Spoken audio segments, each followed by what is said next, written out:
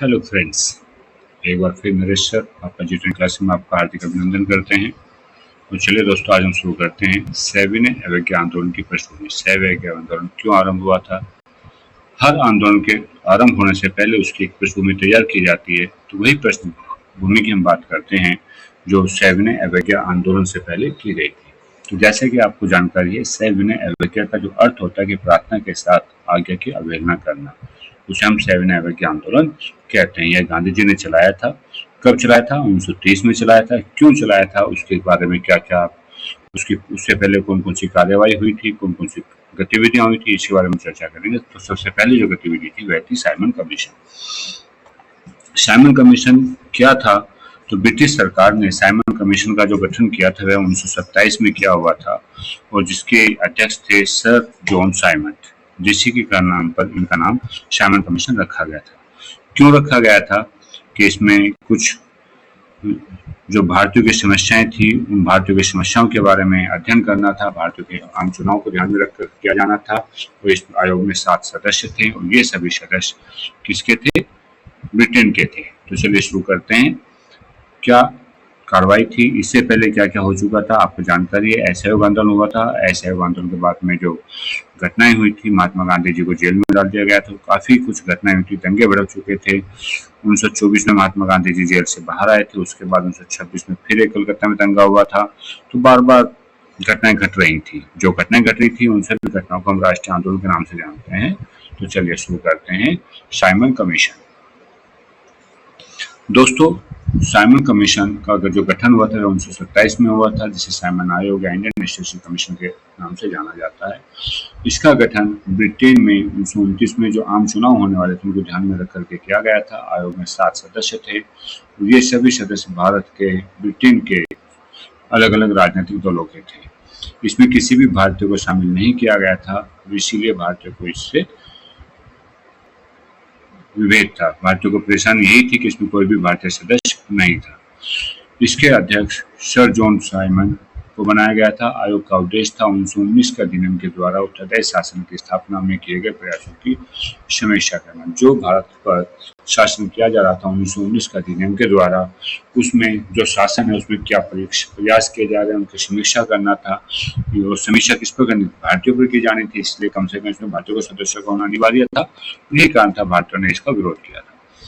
Sir Simon आयोग अंग्रेजों की प्रजातीय विभेद की नीति का उदाहरण था, और आयोग में किसी भी भारतीय को सम्मिलित नहीं करने से भारतवासियों में आक्रोश जगा। और भारत इस बात से भी चुप थे कि भारत के स्वशासन के संबंध में अंग्रेज निर्णय लेंगे। इस बात से भी भारतीय लोग चुप थे कि जो भारत में स्वशासन था उसके संबंध में अंग्रेज निर्णय लेंगे। इसलिए इसका बहिष्कार करने का निर्णय ले लिया गया। और इस दल पर जितने भी भारत के दल थे, चाहे वो कांग्रेस हो चाहे मुस्लिम दल हो, वो सभी इस पे सहमत थे, एकमत थे। 3 फरवरी 1928 को आयोग के सदस्य मुंबई पहुंचे थे। कब पहुंचे थे? 3 फरवरी 1928 को। तो उनका स्वागत काला झंडा दिखाकर और प्रदर्शन कर किया गया था। साइमन वापस जाओ, साइमन गो बैक के नारे लगाए गए थे। बम्बई के समान देश के अन्य भागों में भी आयोग के विरुद्ध प्रदर्शन किए गए थे। साइमन आयोग ने एक राजनीतिक संघर्ष को पुनर्जन्म दे दिया था। लाहौर में प्रदर्शन के दौरान पुलिस ने लाठी भी चलाई, और इसी लाठीचार्ज के दौरान लाला लाजपत राय की मृत्यु हो गई थी। जहां जहां भी आयोग के सदस्य गए थे वहां वहां उनका विरोध किया गया। तो इस आयोग की रिपोर्ट भी जून 1930 में प्रकाशित कर दी गई, तो जिसमें द्वैत शासन को समाप्त करने, प्रांतीय स्वायत्ता देने और अन्य सुधारों की बात की गई थी। लेकिन स्वराज के बारे में कुछ भी नहीं कहा गया था। जब इसमें स्वराज के बारे में कुछ भी नहीं कहा गया तो इसका विरोध और भी ज्यादा हो गया। इसी समय अगला जो पृष्ठभूमि बनती है वह बनती है नेहरू रिपोर्ट की। तो नेहरू रिपोर्ट क्या है, इसके बारे में पढ़ते हैं। जिस समय साइमन आयोग का बहिष्कार हो रहा था, उसी समय भारत के सचिव थे ब्रकेन हेट। इन्होंने भारतीयों को चुनौती दे दी कि वो अपने लिए एक संविधान का निर्माण करें। तो इसी संविधान का निर्माण करने के लिए फरवरी 1928 में दिल्ली में एक सर्वदलीय सम्मेलन हुआ। उस सम्मेलन में मोतीलाल नेहरू की अध्यक्षता में 8 सदस्यीय समिति का गठन किया गया। तो इससे ये प्रश्न बनता है कि भारत के संविधान का निर्माण 1928 में एक संविधान का निर्माण किया गया था, जिसकी अध्यक्षता मोतीलाल नेहरू ने की थी। इसका उद्देश्य था कि 1 जुलाई 1928 के पहले एक संविधान का प्रारूप तैयार करना था, इसलिए कमेटी हुई थी। कमेटी का गठन हो गया। गठन के बाद अगस्त 1928 के पहले एक संविधान का प्रारूप तैयार कर दिया। कमेटी ने अगस्त 1928 में अपना प्रतिवेदन तैयार प्रस्तुत कर दिया। संविधान तैयार हो गया था अगस्त 1928 में, और अगस्त 1928 में ही उन्होंने अपना प्रतिवेदन प्रस्तुत कर दिया। तो यही प्रतिवेदन नेहरू रिपोर्ट के नाम से जाना जाता है। इस प्रतिवेदन में क्या क्या था, नेहरू ने क्या क्या सिफारिशें की थी, तो नेहरू रिपोर्ट की मुख्य जो सिफारिशें थी वो इस प्रकार थी। सबसे पहली थी भारत को औपनिवेशिक साम्राज्य अर्थात डोमिनेंट स्टेट्स का दर्जा मिले। क्या मिले? भारत को डोमिनेंट स्टेट्स का दर्जा मिले। सबसे पहली सुझाव, सबसे पहला सिफारिश यही की गई थी, भारत को डोमिनेंट स्टेट्स और औपनिवेशिक स्वराज का दर्जा मिल जाए। दूसरी थी केंद्र में 2 सदन वाली व्यवस्था का स्थापित की जाए। एक प्रांतीय व्यवस्था, एक केंद्र व्यवस्था। कैसी? 2 सदन वाली, एक लोकसभा और एक राज्यसभा। ये दोनों सदन होते हैं, उच्च सदन और निम्न सदन, तो इनकी स्थापना की जाए। नंबर 3, कार्यकारिणी को व्यवस्थापिका के प्रति उत्तरदायी बनाया जाए और विदेशी मामले और सुरक्षा के अतिरिक्त अन्य सभी कार्यों पर भारतीयों का नियंत्रण हो। तो ये लोग यह भी चाहते थे कि जो भी कार्य हैं वहाँ पे विदेशी मामले हो, सुरक्षा है, उनके अतिरिक्त अन्य सभी कार्यों पर किसका नियंत्रण हो? भारतीयों का नियंत्रण हो। संघीय प्रणाली और प्रांतों में उत्तरदायी शासन की व्यवस्था की जाए। क्या कहा? नंबर 4 पे क्या कहा? संघीय प्रणाली और प्रांतों में उत्तरदायी शासन की व्यवस्था की जाए। नंबर 5, प्रीवी काउंसिल, जो प्रांतीय काउंसिल होती थी उसको समाप्त करके पूरे भारत के लिए सर्वोच्च न्यायालय की व्यवस्था। प्रीवी काउंसिल को समाप्त कर पूरे भारत के लिए क्या हो जाए? एक सर्वोच्च न्यायालय की स्थापना की जाए। नागरिकों को विचार अभिव्यक्ति का अधिकार दिया जाए। सांप्रदायिक निर्वाचन प्रणाली कर संयुक्त निर्वाचन व्यवस्था की जाए। पंजाब और बंगाल के अतिरिक्त अन्य प्रांतों में और मुसलमानों के लिए और उत्तर पश्चिम सीमा प्रांत में हिंदुओं के लिए स्थान आरक्षित किए जाए।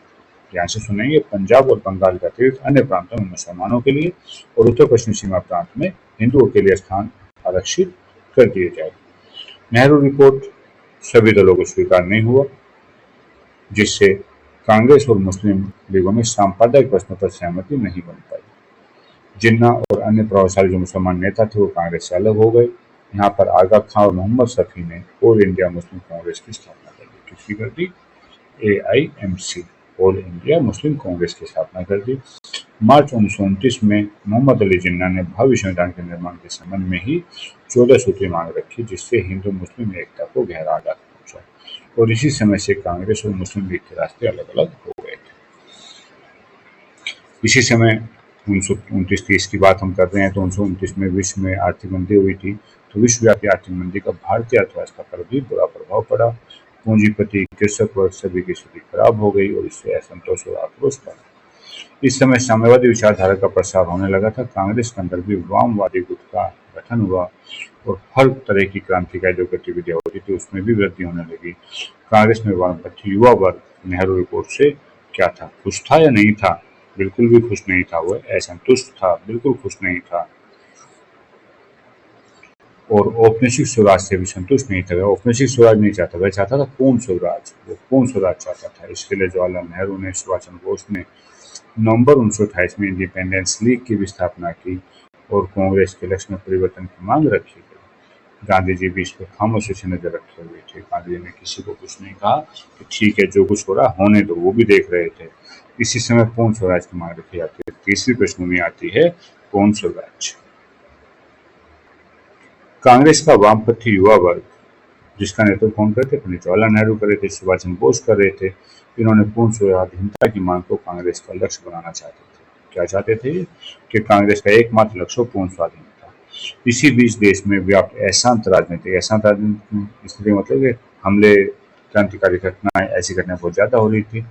इसी को देखते हुए वायसराय इरविन ने 31 अक्टूबर 1929 को एक घोषणा कर दी और इन्होंने भारत को डोमिनेंट स्टेट्स यानी कि औपनिवेशिक स्वराज देने की बात कही। लेकिन उन्होंने यह नहीं कहा कि कब दिया जाएगा। तो गोलमोल सा एक स्टेटमेंट दे दिया उन्होंने, डोमिनेंट स्टेट घोषित किया जाता है, लेकिन कब किया जाएगा ये ऐसा उन्होंने नहीं कहा। उन्होंने संवैधानिक प्रश्नों के समाधान के लिए गोलमेज सम्मेलन बनाने की बात कही। गोलमेज सम्मेलन दिल्ली में, लंदन में होना था। कहाँ होना था? लंदन में होना था। तो इरविन की घोषणा से कांग्रेस का युवा वर्ग प्रभावित नहीं हुआ और उन्होंने आक्रामक रवैया अपनाया। और दिसंबर 1929 में कांग्रेस का अधिवेशन जो लाहौर में हुआ था, उस जिसकी अध्यक्षता अपने जवाहरलाल नेहरू ने की थी, उन्होंने पूर्ण स्वाधीनता की मांग रखी। तो पूछा जाता है पूर्ण स्वाधीनता की मांग कौन से अधिवेशन में रखी गई, तो यह दिसंबर 1929 के लाहौर के अधिवेशन में रखी गई। और उन्होंने कहा कि आज हमारा सिर्फ एक ही लक्ष्य है, स्वाधीनता का लक्ष्य। हमारे लिए स्वाधीनता के मायने हैं ब्रिटिश आधिपत्य और ब्रिटिश साम्राज्यवाद से पूर्ण रूप से स्वतंत्रता। पूर्ण स्वाधीनता की मांग को कांग्रेस में स्वीकार कर लिया गया और निर्णय लिया गया कि 26 जनवरी 1930 को स्वतंत्रता दिवस मनाया जाए। क्या निर्णय लिया गया कि 26 जनवरी 1930 को स्वतंत्रता दिवस मनाया जाए। उसी दिन पूर्ण स्वराज के लिए संघर्ष की शपथ लेंगे। क्या था, उस दिन जो लोग होंगे वो सब पूर्ण स्वराज के लिए संघर्ष करने की भी शपथ लेंगे। लाहौर कांग्रेस अधिवेशन दो कारण से और महत्वपूर्ण हो गया था। सबसे पहले इसमें जो नेतृत्व था वह युवा वर्ग को मिल गया था और पूर्ण स्वराज की प्राप्ति को कांग्रेस का लक्ष्य घोषित किया गया था। इसी दौरान 31 दिसंबर 1929 की मध्य रात्रि को रावी नदी के तट पर पंडित जवाहरलाल नेहरू ने तिरंगा झंडा भी फहराया था और स्वतंत्रता की घोषणा को भी करा था। घोषणा में पड़ा था, ब्रिटिश सत्ता के सामने अब अधिक झुकना मनुष्य और ईश्वर दोनों के लिए अपराध है, कि अब हम ब्रिटिश सत्ता के सामने नहीं झुकेंगे, ऐसा उन्होंने कहा था। स्वाधीनता दिवस मनाना 26 जनवरी को पूरे देश में स्वाधीनता दिवस मनाया गया। दिन के आरंभ में प्रभात फेरी निकाली गई, सभाएं करी गई, राष्ट्रीय ध्वज फहराया गया और स्वतंत्रता दिवस की शपथ भी ली गई। इसमें कहा गया, हमारा विश्वास है किसी भी समाज की तरह भारतीय जनता का भी एक अहर्निश अधिकार है, उन्हें आज़ादी मिले। भारत में ब्रितानी सरकार ने केवल भारतीय जनता को स्वतंत्रता से वंचित किया है, बल्कि उसने जनता का शोषण भी किया है और देश को आर्थिक, राजनीतिक, सांस्कृतिक, आध्यात्मिक स्तर पर नष्ट कर दिया है। इसलिए हमारा विश्वास है कि भारत को अनिवार्य रूप से ब्रिटेन के साथ अपने समस्त संबंधों को समाप्त करके पूर्ण स्वराज का प्राप्त करना चाहिए। लोगों ने यह भी शपथ ली कि पूर्ण स्वराज की स्थापना हेतु समय समय पर कांग्रेस के जो भी निर्देश होंगे, हम सभी लोग उनका पालन करेंगे। और दिन के अंतिम भाग में प्रतीकात्मक कार्य किए गए, जैसे सूत काटना, जो अछूत लोग होते थे, हरिजन लोग होते थे, शूद्र लोग होते थे, उनकी सेवा करना, हिंदू मुसलमानों के पुनर्मिलन के कार्य में भी व्यतीत किया गया। लोगों में एक नई आशा और उत्तेजना भी जगी और सभी की आंखें क्या हो गया, गांधी जी की तरफ टिक गई। एक और कहा जाता है कि जितनी उम्मीदें थी उतनी उम्मीदों के लिए लोग इसमें सम्मिलित नहीं हो पाए, तो इसलिए भी गांधी जी को एक अलग आंदोलन लेना था और उन्होंने एक ऐसा आंदोलन लेने के निश्चय किया जो सभी की आम जरूरतों से जुड़ा हुआ। सविनय अवज्ञा आंदोलन कैसे शुरू हुआ, तो स्वतंत्रता दिवस मनाए जाने के बाद जब गांधी जी ने देखा कि भाई इसमें तो सभी लोग शामिल नहीं हो पाए, तो इसलिए अब हम इन लोगों को और ज्यादा शामिल करेंगे। तो उन्होंने एक आंदोलन लिया जिसका नाम रखा गया सविनय अवज्ञा आंदोलन। इसके लिए उन्होंने नमक कानून तोड़ने का निश्चय किया। उस समय नमक पर कर लगाया जाता था और ऐसा करके वो क्या करना चाहते थे, लिखा हुआ है, वे समाज के सभी तत्वों को एकजुट करना चाहते थे। नमक एक ऐसी सामान्य वस्तु थी जिसका व्यवहार समाज के सभी वर्ग, जाति और धर्म के लोग करते थे, चाहे वो अमीर हो, गरीब हो, चाहे अछूत हो, कैसे भी लोग हो, सबको नमक की आवश्यकता होती थी। तत्कालीन व्यवस्था में सरकार ने क्या था, इसके व्यक्तिगत उत्पाद पर प्रतिबंध लगा रखा था और सरकार द्वारा उत्पादित नमक पर भी लोगों को कर चुकाना पड़ता था और कर चुका करके इसको खरीदना पड़ता था। इस व्यवस्था के प्रति व्यापक असंतोष भी था। स्वयं गांधी जी ने नमक कानून को ब्रिटिश शासन का सबसे दमनकारी पहलू मानते थे, इसलिए गांधी जी ने इस कानून को तोड़कर अपना आंदोलन आरंभ करने का निश्चय किया। इसी समय सरकार से समझौते का प्रयास भी किया। तो आंदोलन प्रारंभ करने से पूर्व गांधी जी ने सरकार को एक अवसर भी देना चाहते थे। उन्होंने जनवरी 1930 को वायसराय इरविन को एक पत्र लिखा और अपनी 11 सूत्री मांग रखी। और इन 11 सूत्री मांगों में क्या क्या मांगे थी, जैसे नमक कर को समाप्त करना, लगान की राशि को घटाकर आधी करना, सैनिक खर्च में कमी करना, नशीली वस्तुओं की बिक्री बंद करना, सभी राजनीतिक बंदियों को मुक्ति करना, निर्वासित भारतीयों को स्वदेश लौटने की अनुमति जैसी मांगे शामिल थी। और वायसराय को यह भी चेतावनी दी थी कि यदि उन्होंने 11 मार्च तक उनकी मांगों को स्वीकार नहीं किया तो वे नमक कानून भंग कर सविनय अवज्ञा आंदोलन आरंभ कर देंगे। लेकिन लॉर्ड इरविन ने कोई ध्यान नहीं दिया। उन्होंने सोचा गांधी जी क्या करेगा, आज महंगा फकीर है, और सरकार ने इस कार्य पर कोई भी ध्यान नहीं दिया और साथ ही गांधी जी से मिलने से भी इनकार कर दिया। वायसराय कौन थे, लॉर्ड इरविन। उन्होंने गांधी जी से मिलने से भी इनकार कर दिया था। का भी इनकार कर दिया। तो इन्हीं परिस्थितियों से बाध्य होकर गांधी जी ने सविनय अवज्ञा आंदोलन आरंभ कर दिया था। चलिए दोस्तों, सविनय अवज्ञा के बारे में आपको अगली वीडियो में बताएंगे। वीडियो आपको पसंद आई है तो चैनल को शेयर और लाइक करें, सब्सक्राइब भी कर दें। चलिए, आपका बहुत बहुत धन्यवाद। Thank you so much.